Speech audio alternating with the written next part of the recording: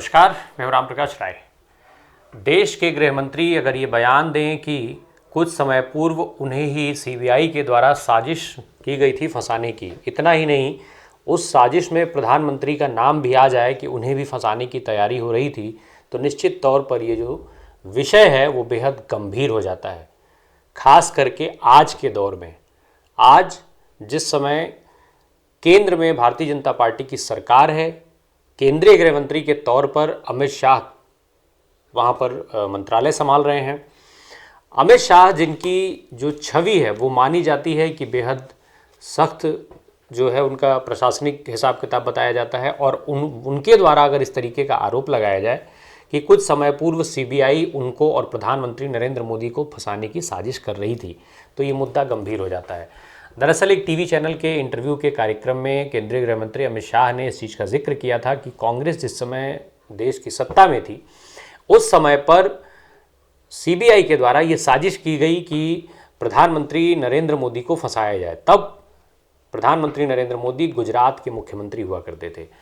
बतौर गुजरात के मुख्यमंत्री उनको कई मामलों में घसीटने का प्रयास किया गया, और ये बयान जो है वो खुद केंद्रीय गृह मंत्री अमित शाह ने दिया है। इसलिए अब ये बयान जो है वो जोर शोर से चर्चा में है। गृह मंत्री अमित शाह ने कहा कि उस समय जिस समय उनको सोहराबुद्दीन एनकाउंटर के मामले में फंसाने की कोशिश हो रही थी, उस समय सीबीआई ने जब भी उनसे पूछताछ किया तो 90% सवालों में बार बार सीबीआई की तरफ से ये कहा गया कि परेशान मत हो, नरेंद्र मोदी का नाम ले लो, तुम बच जाओगे। तो इस तरीके के आरोप केंद्रीय गृह मंत्री के द्वारा लगाए गए हैं। उन्होंने ये बात कही है कि उनको इस सीबीआई जितने भी सवाल करती थी उनसे बार बार यही कहा जाता था कि वो केवल और केवल नरेंद्र मोदी का नाम ले लें। 90% सवालों के साथ उनसे ये कहा गया कि वो नरेंद्र मोदी का नाम ले लें, और इस नाम अगर वो नाम ले लेंगे नरेंद्र मोदी का तो वो बच जाएंगे। इस तरीके की चीज़ें उन्होंने कहा। साथ ही साथ उन्होंने ये भी कह दिया कि इतनी बड़ी साजिश करने के बाद भी फिर जब उन्होंने नाम नहीं लिया तो उसके अलावा एक एसआईटी कमेटी बनाई गई जिसमें वो नरेंद्र मोदी को फंसाया जा सके। उस मामले में भी जांच हुई। बाद में 2000 जो दंगों की बात होती उन दंगों में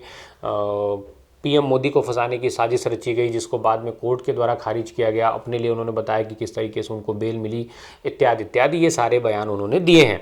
बहरहाल लब्बो लबाब ये है कि उन्होंने सीबीआई के ऊपर साजिश रचे जाने का आरोप लगाया, और ना केवल सीबीआई बल्कि सीधे तौर पर उन्होंने ये बात कही कि कांग्रेस की सत्ता में, यानी कांग्रेस ने उनके खिलाफ ये साजिश रची थी। अब इस समय ये बयान आया है जिस समय पर नरेंद्र मोदी चूँकि प्रधानमंत्री हैं और मोदी समुदाय को लेकर के राहुल गांधी के दिए गए एक बयान के चलते ना केवल उनको 2 साल की सज़ा हुई बल्कि उनकी लोकसभा की सदस्यता भी चली गई। ऐसे समय पर गृह मंत्री का ये बयान आया है, तो कहीं ना कहीं अब देखा जा रहा है कि क्या एक सवाल उठ रहा है कि क्या ये कार्रवाई जो है वो बदले के लिए की जा रही है कि कांग्रेस ने हम पर किया इसलिए हम कर रहे हैं। तो क्या ये बदले की कार्रवाई को जो है वो किस तरीके से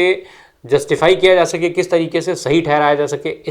क्या इस तरीके की भी कुछ योजना हो रही है। हालांकि जो लगातार चर्चा है कि भारतीय जनता पार्टी के ऊपर जो आरोप लगाए जा रहे हैं कि किस तरीके से ईडी और सीबीआई जैसी जांच एजेंसियों का सरकार जो है वो दुरुपयोग कर रही है विपक्ष के खिलाफ। विपक्ष के तमाम नेताओं के यहाँ जो छापेमारी हुई, चाहे वो ईडी ने किया चाहे सीबीआई ने किया, इन सबके लिए केंद्र की सरकार को जिम्मेदार माना गया, भारतीय जनता पार्टी को जिम्मेदार माना गया। ये कहा गया कि ये सरकार की सोची समझी साजिश है, वो चाहती है कि विपक्ष के आवाज़ को दबाया जा सके।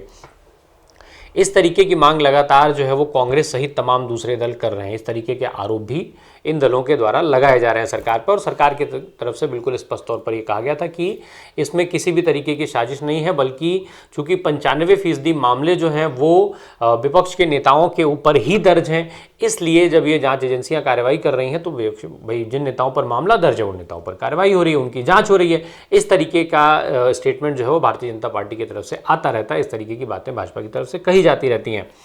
अब जिस समय ये सारी कार्रवाइयों की बात जिसका जिक्र अमित शाह ने किया है, उस समय पर देश के गृह मंत्री हुआ करते थे पी चिदम्बरम। बाद में जब अमित शाह देश के गृह मंत्री हुए और पी चिदम्बरम की गिरफ्तारी हुई, तब भी इस तरीके की बातचीत हुई थी कि इस चर्चा ने जोर पकड़ा था कि ये बदले की कार्रवाई की गई है। और चूंकि पी चिदम्बरम के गृह मंत्री रहते अमित शाह की गिरफ्तारी हुई थी, इस वजह से अमित शाह के गृह मंत्री बनने के बाद पी चिदम्बरम की गिरफ्तारी हुई। जिस नाटकीय ढंग से पी चिदम्बरम की गिरफ्तारी हुई थी वो सबने देखा था, और इसी के चलते कांग्रेस और तमाम विपक्ष के जो दल है वो इनके विरोध में उतरे थे, ये आरोप लगाते हुए कि ये कार्रवाई पूरी तरीके से नाजायज है और वो बदले की कार्रवाई के तौर पर उसको देखा जाना चाहिए। तो ये सारी चीज़ें हुई थी, ये उस समय की बातें हैं। अब गृह मंत्री अमित शाह ने इस समय पर यह खोला है जिस समय पर राहुल गांधी की सदस्यता रद्द हुई है, और राहुल गांधी को इस मुद्दे के चलते एक अच्छी खासी सहानुभूति मिलती दिखाई दे रही है। माना जा रहा है कि राहुल गांधी की सदस्यता रद्द होने के बाद राहुल गांधी कांग्रेस के लिए ज़्यादा फायदेमंद हो गए हैं, भारतीय जनता पार्टी के लिए ज़्यादा बड़ी मुसीबत बन गए हैं। इसके अलावा ये भी कहा जा रहा है कि अब जो इस तरह जो सदस्यता रद्द करने का फैसला था सरकार का, वो भी कहीं ना कहीं उल्टा सरकार के लिए मुसीबत बनता जा रहा है, सरकार के लिए ही भारी पड़ता जा रहा है। ये जो फैसला है वो सरकार के लिए भारी होता जा रहा है। और इसके पीछे सबसे बड़ी वजह बताई जा रही है कि भारतीय जनता पार्टी जब इस चीज़ को लेकर के सवाल करती है कि आखिर इतना समय बीतने के बाद भी राहुल गांधी जो है वो बड़ी अदालतों में अपील क्यों नहीं कर रहे हैं, तो इसको लेकर के सीधा सवाल पूछा जाता है कि आखिर राहुल गांधी अपील करें या ना करें, इससे भाजपा को क्या समस्या है। तो कहीं ना कहीं ये सारे जो तार हैं वो एक दूसरे के साथ जोड़ दिए जाते हैं, और ऐसे में जोड़ करके भारतीय जनता पार्टी और केंद्र की सरकार पर आकर के सारे सवाल खड़े हो जाते हैं। अब अगर अमित शाह के इस बयान को समझा जाए तो जो चर्चा हो रही है वो ये कि अमित शाह का ये बयान ऐसे समय में आया है कि जो चूंकि वो खुद उनके ऊपर भी उनकी जब सत्ता में कांग्रेस थी तब इस तरीके की कार्रवाइयाँ करती थी, इसलिए आज ये अगर चीज़ें हो रही हैं तो कांग्रेस को इससे दिक्कत नहीं होनी चाहिए। यानी कहीं ना कहीं जो कार्रवाइयाँ कांग्रेस ने की उसी तरीके से हम भी काम कर रहे हैं, इसलिए ये जो काम है वो जस्टिफाई होते हैं, इसमें किसी तरीके के विरोध का मामला ही नहीं है। चूंकि गृह मंत्री ने अपने बयान के बाद ये भी कह दिया था कि हमने तो कोई विरोध नहीं किया, हमने तो कोई काले कपड़े नहीं पहने, हमने तो कहीं हंगामा नहीं किया। चूंकि बीते दिनों कांग्रेस के जो तमाम नेता थे जो वो लोकसभा के अंदर काले कपड़े पहन करके विरोध के स्वरूप में काले कपड़े पहन करके गए थे जब सत्र चल रहा था, तो उसी को कोट करते हुए अमित शाह ने ये तंज कसा है कांग्रेस और विपक्ष के ऊपर। बहरहाल अब ये सारी चीज़ें चूँकि ऐसे समय में आई हैं जिसमें एक तरफ राहुल गांधी सरवाइव कर रहे हैं लोकसभा की सदस्यता रद्द होने की समस्या से, वहीं दूसरी तरफ भारतीय जनता पार्टी के गले की ये मुसीबत बनी हुई है कि अगर राहुल गांधी अपील नहीं करते हैं, अगर वो जेल जाते हैं, तो ऐसे में फिर राहुल गांधी का कद जो है वो भाजपा की कल्पनाओं से भी ज़्यादा बड़ा हो जाएगा और भाजपा के लिए आने वाले जो चुनाव हैं उसमें मुसीबतें खड़ी हो जाएंगी। इसी के चलते भाजपा भी कहीं ना कहीं परेशान दिख रही है, और इस परेशानी को और ज़्यादा बढ़ा दिया कर्नाटक के विधानसभा चुनाव के ऐलान के बाद जो सर्वे आए, उन सर्वे में कहीं ये दिखाया गया कि कांग्रेस कर्नाटक में मजबूत है, कुछ सर्वे में ये भी दिखा दिया गया कि वो सत्ता में आ रही है। तो ऐसे में ये चीज़ें जो है वो भाजपा के लिए निश्चित तौर पर परेशानी भरी हैं, परेशान करने वाली हैं। इसके चलते इस बयान को जो है वो वर्तमान समय में सहानुभूति बटोरने के तौर पर भी देखा जा रहा है कि राहुल गांधी से ध्यान हटा करके और जो सहानुभूति राहुल गांधी को मिल रही है उसको भारतीय जनता पार्टी की तरफ मोड़ा जा सके, भारतीय जनता पार्टी के लिए वो सहानुभूति अर्जित की जा सके, इसके लिए ये बयान